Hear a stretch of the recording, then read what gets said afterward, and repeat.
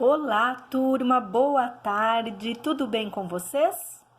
Comigo está tudo bem também e hoje nós vamos fazer uma aula de leitura, porque aula de redação é aula de leitura também.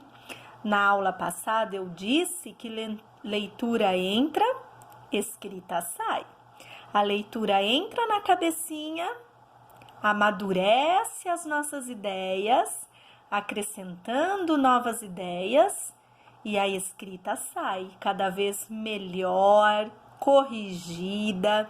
E hoje eu vou ler um conto para vocês, seguindo a temática, do material 2, que é o conto de suspense. E esse texto eu gosto muito, porque ele é surpreendente. É gostoso quando nós lemos um texto que nos surpreende, Então, eu vou fazer a leitura, depois eu vou disponibilizar a foto do texto para que você copie com bastante atenção no caderno de redação. Porque vocês se lembram da dica que a Pro deu na aula passada, que a cópia de textos é muito importante para amadurecer a escrita? Então, isso é verdade. Quanto mais textos nós copiarmos, mais vamos escrevendo de forma correta.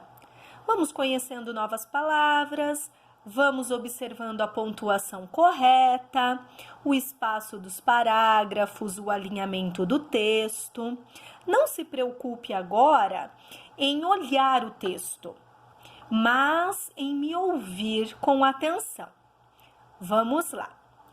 A casa mal assombrada. Morava numa casa esquisita, no fim de uma rua que não leva a lugar nenhum. A casa tinha fama de ser mal assombrada e a rua nem tinha nome.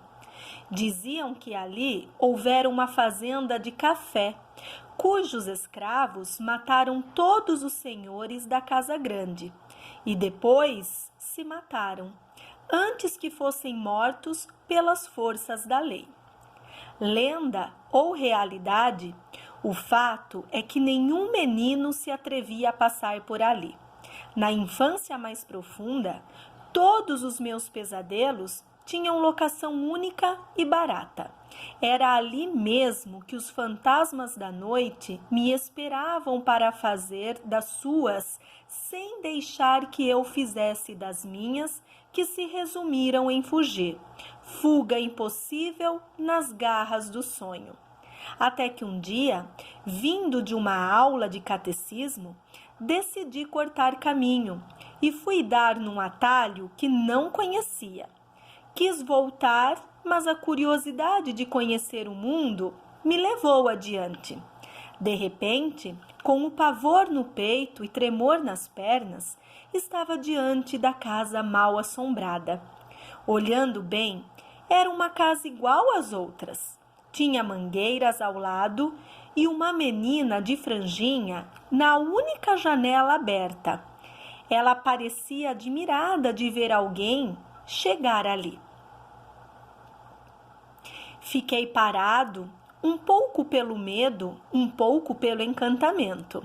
Apesar da franjinha, a menina era tão bonita como os anjinhos que havia na igreja de Nossa Senhora da Guia. Perguntou se eu queria alguma coisa. Não queria nada, embora querendo tudo, tal como hoje, tantos anos depois. Quis saber o meu nome, onde eu morava, o que fazia ali. Respondi com honestidade, a mesma com a qual, mais tarde, responderia aos formulários do imposto de renda. A verdade possível. Depois do interrogatório, veio o convite inesperado. Quer ser meu namorado? Disse sim. Prometi voltar no dia seguinte, embora sabendo que nunca mais botaria os pés naquele chão assombrado. Creio que foi ali também que dobrei a esquina errada na vida. Nunca mais me pediram a mesma coisa. Desconfio que devia ter voltado. Carlos Heitor Cone, Crônicas para ler na escola. Vamos lá, turma. Esse texto me agrada muito, porque ele tem um teor de que o título nos proporciona uma história de suspense. Parece que a casa mal assombrada, como muitos julgavam, vai colocar medo no leitor, vai acontecer algo ali horripilante, quando na verdade eram boatos de que aquela casa era mal assombrada.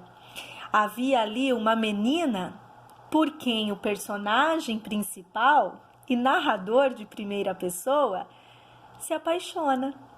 Vejam bem que a casa não era mal assombrada, a casa era linda, assim como a menina que estava ali por quem ele fez amizade.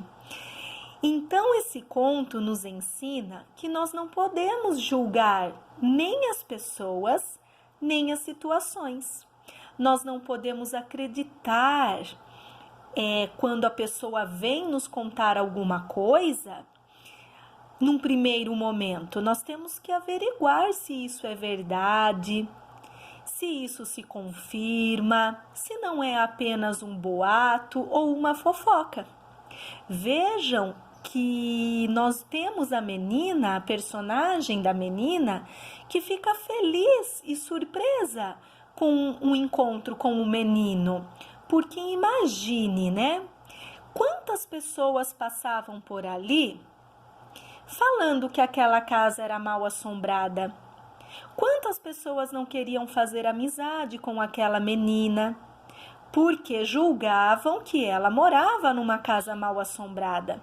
Imagine que solidão, sofrimento essa menina sentia. Então, nós temos que pensar sempre em nossas atitudes. Quando julgamos, nós estamos deixando alguém triste. Não podemos julgar, nós temos que ter atenção, temos que ter empatia. O que é empatia? Se colocar no lugar do outro. E se essa menina fosse eu? Se eu fosse discriminado e excluído, ficaria triste. Então a menina também ficava triste. Então vejam que na vida nós temos que ponderar nossas atitudes. Não podemos ser impulsivos, não podemos fofocar, né? Fazer um joguinho de intrigas, excluir o colega, principalmente numa sala de aula.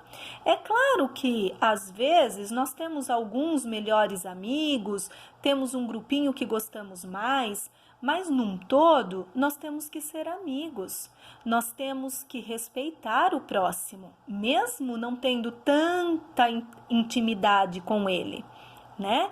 Nós temos que respeitar as ideias diferentes das pessoas, não podemos a todo momento querer só colocar o nosso modo de pensar, o nosso modo de agir, querermos as coisas só do nosso jeito.